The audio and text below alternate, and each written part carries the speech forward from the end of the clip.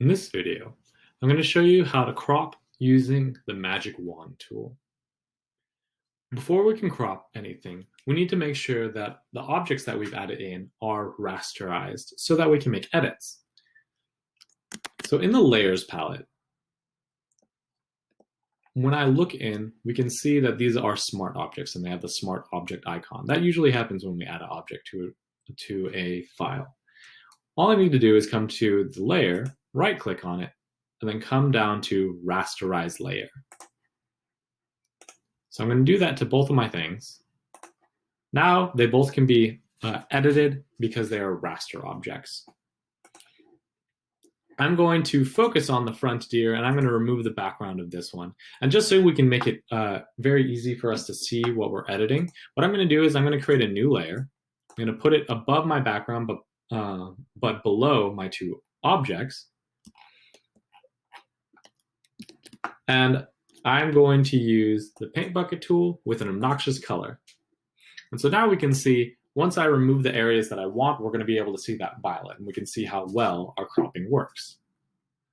So the tool that we're going to use is the Magic Wand tool. It is connected to the quick selection tool. And if I click and drag, you can see that I get my different options. And they're all keyed to the hotkey of W. So I'm going to select the Magic Wand tool.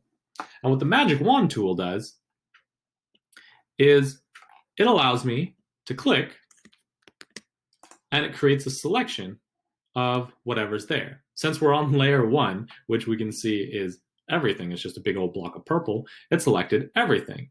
I'm going to deselect that by coming up to select and deselect. And I'm going to come back to my sheep layer. And when I try to make a selection, notice that it made a selection along on what it thought it could grab. I can play around with the tolerance up in the properties bar. There is a variety of things that you can kind of play around with. So when I look up here, you can see that right now I have on replace selections. So every time I click, it's going to try to create a new selection.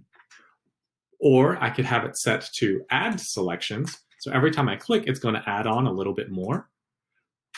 Or I could change it to remove selections. So every time I click into a selection that I've made, it'll remove something.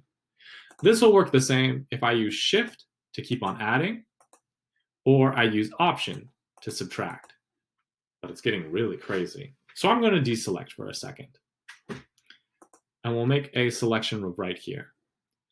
The next thing that you should really look at is the tolerance. Right now, I have a tolerance of 16, which means that the different colored pixels or lights and darks is where it's going to define it. And it has a tolerance of 16. I could raise that to, we'll say 60. And I'll try to retake that selection. You can see, since it has a bigger tolerance, it selects more. But it's accidentally selecting a bunch into my deer. That's a ram. Into my RAM. So you don't want to have your tolerance too high or too low. Play around with it, see what works for you to get the closest to your objects. Another thing that you want to play around with is that you can play around with this button here. The contiguous button is an interesting one. Right now it's checked off, which means like water flowing until it hits something hard, this is only going to make selections between things that are not hitting a barrier. And once it hits that barrier, it's going to stop.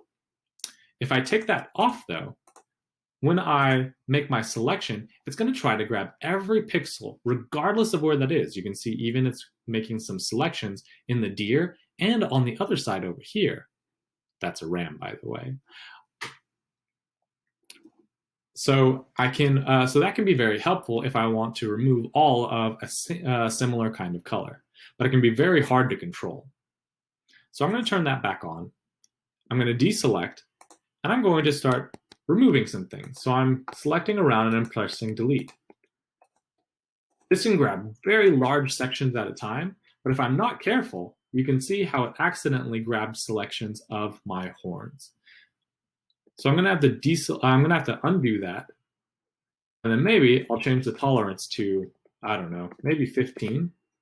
So that when I select this, not going to accidentally grab my horn. But you can see how messy this is. It's leaving some, it's keeping some, it's making it hard to grab little tiny amounts. So this isn't the best kind of way to use this tool. It's good for certain things, but definitely hard to crop out, especially if something has a very fancy and difficult background, and backgrounds that have lights and darks that we can also see lights and darks in that object, or whatever it is that we're trying to crop out.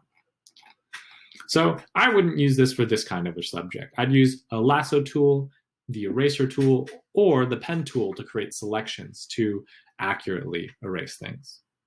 Where it's great is something like this guy, where it's a very clean thing and it's very obvious to tell where the background is and where the object is. So you can see, if I'm on the right layer, that is, when I switch over to the layer of the skull and I click on the white, it grabbed everything that's white. And then I'll just delete and then deselect, and that was really smooth and really easy. Unfortunately, it's left a little bit of a white edge, and I don't think I like that at all. So what I'm going to do is, before I delete it, I'm going to modify the edge. And I can modify the edge by coming up to Select and then come to Modify. I think I want to make my selection a little bit bigger, so I'm going to expand it.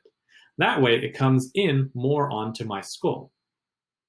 Let's expand it by, we'll say 5 pixels. And we'll see how that works. That kind of cut in a lot. So I can undo that, or I can come to Modify and I can contract. And then maybe this time we'll contract it by something smaller, like 2. So that looks a little bit better.